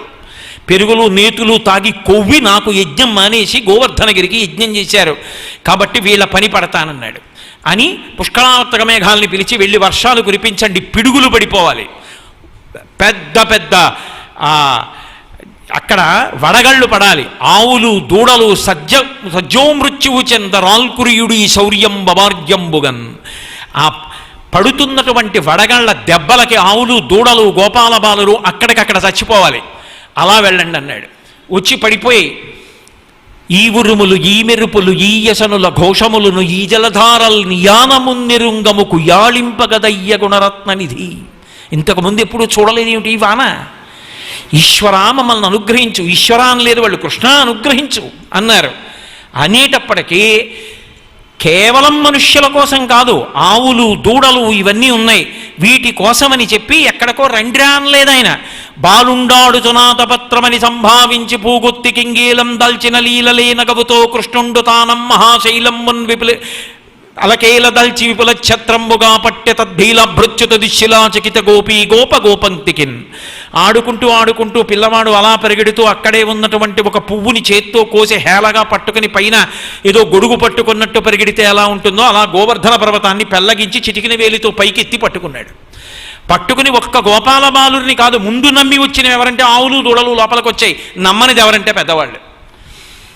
కొండ వదిలేస్తే బయట ఉంటే కాళ్ళు చేతులు విరుగుతాయి, వడగళ్ళకి లోపలికి వెళ్ళిన తర్వాత వదిలేస్తే కొండ మేము రామన్నారు. అంటే మహానుభావుడు ఈ కొండ పడిపోతుంది అనుకుంటున్నారా? ఒక్క నాటికి పడదు. బాలుండీతడు కొండ దొడ్డది మహాభారంబు శైరింపగాదాలండో జనిదీని కింద నిలువంచెంపగా బోలదీ శైలంబో నిధి జంతు సంజత ధరాచక్రంబు పైపడ్డ నాకేలల్లాడదు బంధులార నిలుడీ క్రిందన్ ప్రమోదంబునన్. బెంగ పెట్టుకోకండ్రా, రండి కాపాడతానని కొండ ఎత్తి 7 రాత్రులు 7 పగళ్ళు పట్టుకున్నాడు. ఎన్నాళ్ళు బతికినా ఆది సోమ మంగ బుధ గురు శుక్రశని 7 రోజులు తప్ప మనకి ఏమున్నాయి? బతకడానికి చావడానికి కూడా 5 రోజులే. ఆ 7 రోజులు బతికున్నంతకాలం సంతోషంగా ఉండాలి అంటే గోవర్ధనోద్ధరణం చేసిన చిన్ని కృష్ణుడి యొక్క పాదాల దగ్గర నిలబడాలి. కాబట్టి ఆ రోజున నోరు లేని నా బిడ్డలు ఆవుల్ని దూడల్ని కాపాడని కామధేనువు పరిగెత్తుకొచ్చి తన పాలతో అభిషేకం చేసి గోవుల్ని కాపాడాడు కాబట్టి గోవిందా అని బిరుదునిచ్చింది. కాబట్టి గోకుల భీతి వినాశకృతే ఆ యమునా నది ఒడ్డునే జరిగింది ఇది. ఆ యమున కృష్ణుడు ఇద్దరు అవిభాజ్యం, అంతగా పెనవేసుకుపోయినవారు. ఆ గోవులకు నీరిచ్చింది. ఆ గోవులు సామాన్యమైన గోవులు కావు, అవన్నీ కూడా మహర్షులు ఉపనిషత్తులు గోవులుగా వచ్చాయి. ఆ ఉపనిషత్తులు తాగడానికి కావలసినటువంటి నీళ్ళిచ్చిన ఘనత సంతరించుకున్నది యమునా నది కృష్ణావతారంలో. ఆ గోవులు ఎంత పొంగిపోయాయండి. క్రెళ్ళురికె మసలిలే కళ్ళు మందడి కొని రంకెలిడియ మత వృషభంబుల్ పెళ్ళున ముదుగుల పొదుగుల చల్లించన్ పాలు బాలు సంభవవేళన్ అంటారు పోతన గారు. దూడలు తోకలెత్తి ఎగిరేయట మా వెంట కృష్ణుడు వస్తాడని. ఆవులు షేరుపాలు ఇచ్చేవి 2 షేర్లు ఇచ్చాయి. ఎద్దులు పెద్ద పెద్ద క్రేంఖణాలు చేశాయి. ఎందుకని? వెనక పరాత్పరుడు తమ వెంట నడిచొస్తున్నాడు. ఇక నుంచి తమ తోక పట్టుకుంటాడు, తమ ఒళ్ళు ముట్టుకుంటాడు, తమని కడుగుతాడు, తమని పట్టుకుంటాడు, తమని మేపుతాడు, తమ వెనక రక్షకుడుగా నడుస్తాడు. వాటికి తెలుసా కృష్ణుడు భగవానుడని? తెలియక్కర్లేదు. వాటి ఉత్సాహం అలా ఉంటుంది ఈశ్వరావతారం వచ్చినప్పుడు. కాబట్టి అటువంటి ఉపనిషత్తులు గోవులుగా వస్తే ఆ గోవులకు నీరిచ్చి పోషించి ధారకమైనటువంటి నీరు ఆ యమునా నది. అందుకే గోకుల భీతి వినాశకృతే. అక్కడతో ఊరుకుందా యమునా నది గొప్పతనం? ఆవిడ ఎంత గొప్పది అంటే ఆ నది జగదఘమోచని మానసదాయిని కేశవ కేళి నిదానగతే. ఆ యమునా నది అద్భుతమైనటువంటి ఒక విశేషాన్ని కల్పించుకుంది. జగదగమోచని మనుష్యుల యొక్క మనస్సులలో ఉండేటటువంటి పాపములను, వాళ్ళని పట్టి ఉన్నటువంటి పాపరాశిని తన దగ్గరికి వచ్చి తనలో గ్రుంకులిడినా, తన పేరెత్తినా, తన అష్టకం చదివినా, తనని స్మరించినా పోగొట్టి కాపాడుతుంది. జగదగమోచని మానసదాయిని. పాపాలు పోగొట్టి వదిలిపెట్టడం కాదు, మళ్ళీ పాపం చేయకూడదనే మంచి బుద్ధినిస్తుంది. అందుకు నదుల గురించి వినడం. మన నదులకు అంత ప్రాశస్త్యం ఉంది. మన నదులకు అటువంటి అధిష్టాన దేవతలు ఉన్నారు. అటువంటి నదులు సనాతన ధర్మము యొక్క సొత్తు. వాటిని జాగ్రత్తగా కాపాడుకోవడం మనందరి కర్తవ్యం. అందుకే జగదగమోచని మానసదాయిని కేశవ కేళి నిదానగతే. ఆ యమునా నది ఒడ్డున జరిగినటువంటి లీల పరమాద్భుతమైనటువంటి లీల, అత్యంత ఉత్కృష్టమైనటువంటి లీల. దాన్ని రాసలీల అంటారు. రాసలీల కృష్ణుడు అష్టమి తిథి నాడు పుడతాడు. 8వ మెట్టు సమాధి. అష్టాంగ యోగంలో చిట్ట చివరిది సమాధి. ఆ సమాధి స్థితికే రాసలీల అని పిలుస్తారు. ఆ రాసలీలలో కృష్ణ భగవానుడు ఎక్కడ చేశాడు రాసలీల అంటే యమునా నది ఒడ్డునే చేశాడు. ఎందుకు చేశాడో తెలుసా? యమున ఒడ్డున చేశాడు అంటే దానికి అర్థం రాసలీలని మనసులో దర్శనం చేసిన, రాసలీలని విన్న, యమున ఒడ్డున జరిగినటువంటి రాసలీలని స్మరించిన కృష్ణ భగవానుడి యొక్క పరిపూర్ణమైనటువంటి అనుగ్రహం కలుగుతుంది. ఆ యమున ఒడ్డునే ఈ శరత్కాలంలోనే ఒక రాత్రి వేళ నిలబడి వేణువు ఊదాడు. ఊదితే గోపకాంతలందరూ పరుగు పరుగున వెళ్ళారు. వాళ్ళేం కామంతో వెళ్ళలేదు. వాళ్ళు చెప్పుకున్నారు, సిరికి నిదాన చిహ్నముల చేయు భవచ్చరణారవిందముల్ సరసిజ నేత్ర మా తపము సంపద చేరితి ఎటకేలకున్ పోమగలేము మా మగల మాటలనొల్లము పద్మగంధముల్ మరగిన తేటులితర కుసుమమ్ముల చెంతకు పోవ నేర్చునే అని అడిగారు వాళ్ళు. మీ దగ్గరికి ఎందుకు వచ్చామో తెలుసా? కొన్ని కోట్ల జన్మల నుంచి దారి తప్పి తిరుగుతున్నాం. ఇంతకాలానికి కృష్ణ నీ యొక్క వేణునాదం ఏమిటో అర్థమైంది.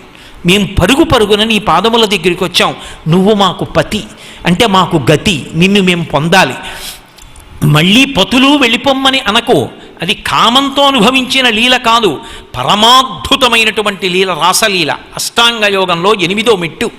కాబట్టి మళ్ళీ వెళ్ళిపోమ్మని అనకు, మాకు సంసారమొద్దు, నీ చరణ సేవకులకు సంసార భయము మాన్పి శ్రీకరంపు పట్టు కలిగి కామదాయి అయిన కరసరోజమ్ము మా మస్తకములను నిచి మనుపుమీష. ఇది వాళ్ళ కోరిక. ఎవరు నీ చరణములను సేవిస్తారో వాళ్ళకి సంసార భయం ఉండదు. ఓ కృష్ణ, నువ్వు మాకు సంసార భయాన్ని తీసేయి, శ్రీకరమైనటువంటి పట్టు కలిగినటువంటి నీ చేతిని మా తల మీద ఉంచి మమ్మల్ని అనుగ్రహించవయా అని అడిగారు. వాళ్ళందరితో కలిసి రాసలీల చేసినట్టే చేశాడు. నడుములు వీగియాడ చిరునవ్వులు నివ్వటలింగ మేఖలల్ సుడివడ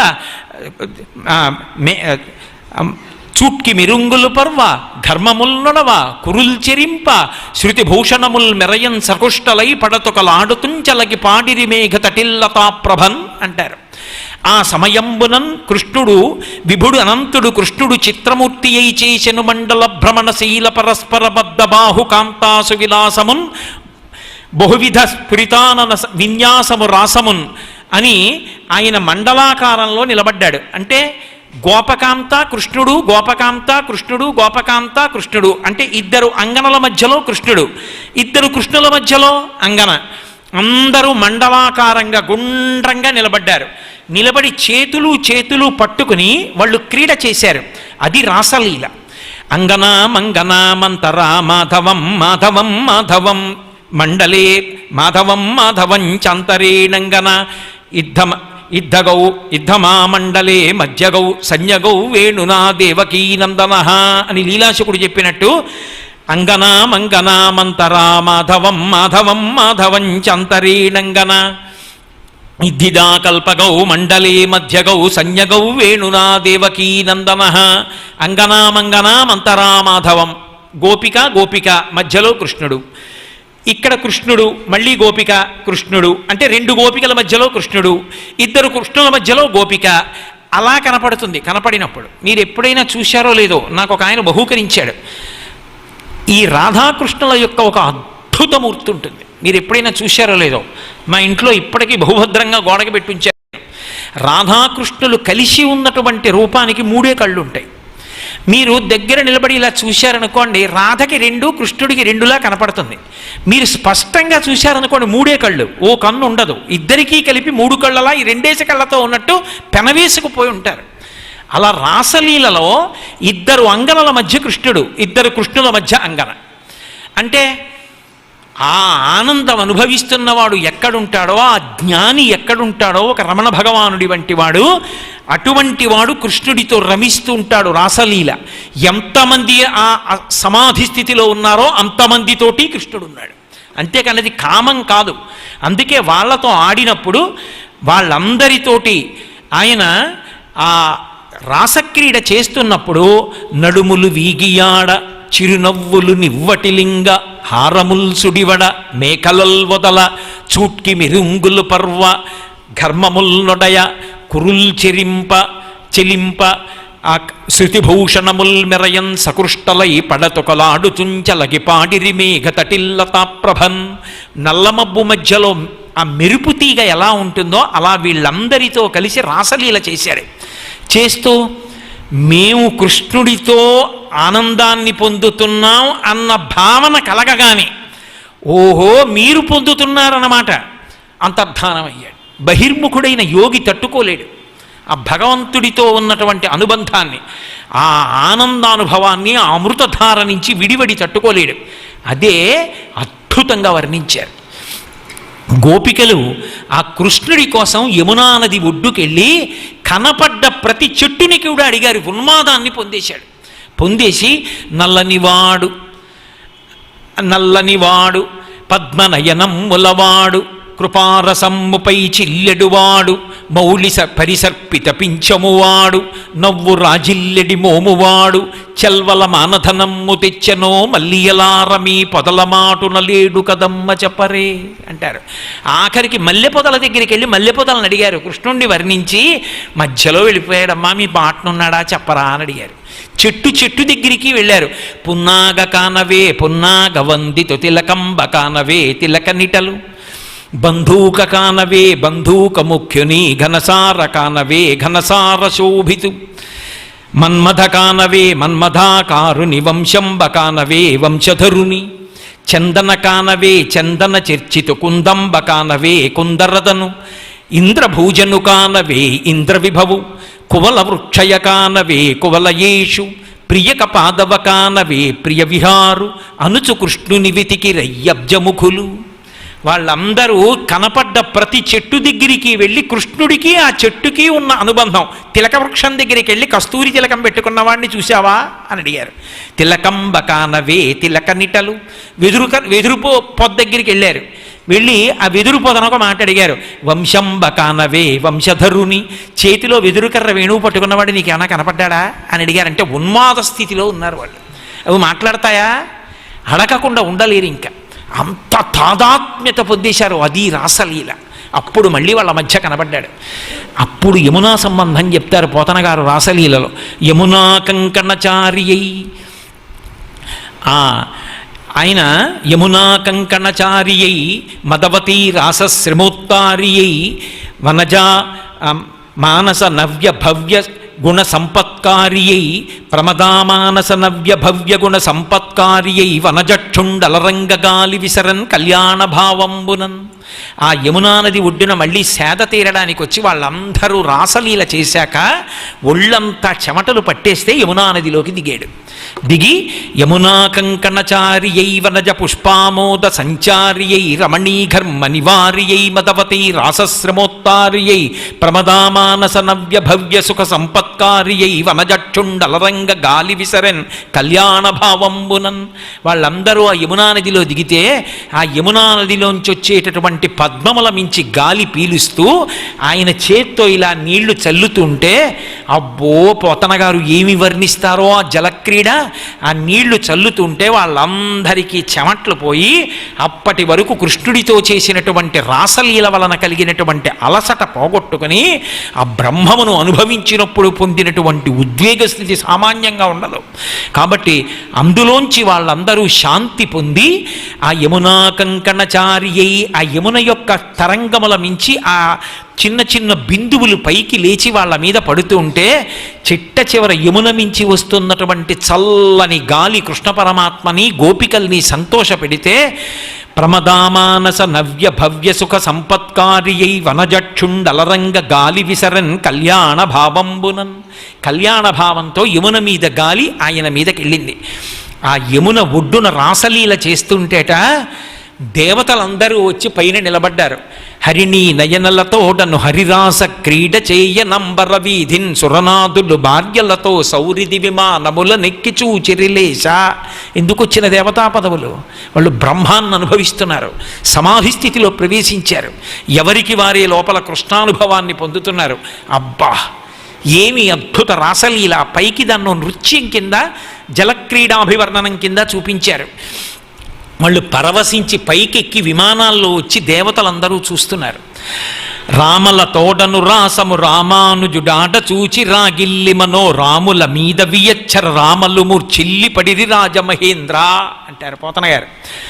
ఆ రామల తోడను రాసము రామానుజుడాట చూచి బలరాముడి తమ్ముడైన కృష్ణుడు రాసక్రీడ చేస్తుంటే అప్పటికి ఎన్నేళ్ళు?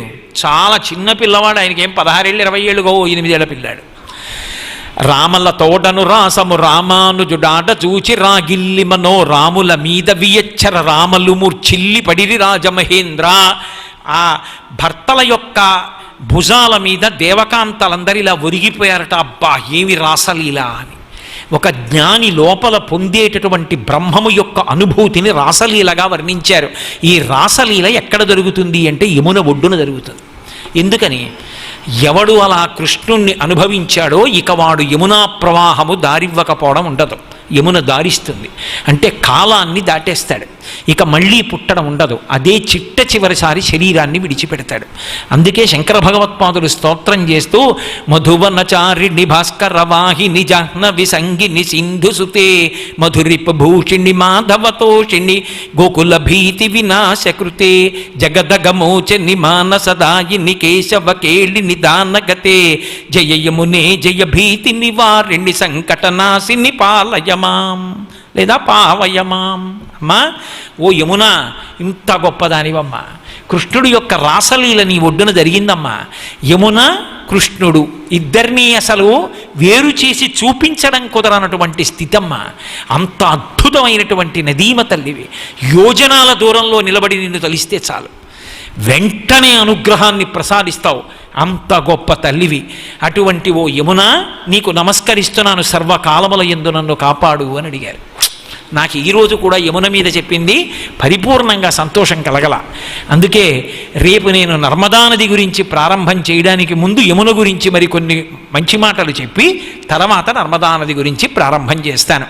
మళ్ళీ రేపు సాయంకాలం 6:30 మనం కలుసుకున్నప్పుడు తప్పకుండా ప్రవచనాన్ని ప్రారంభం చేద్దాం.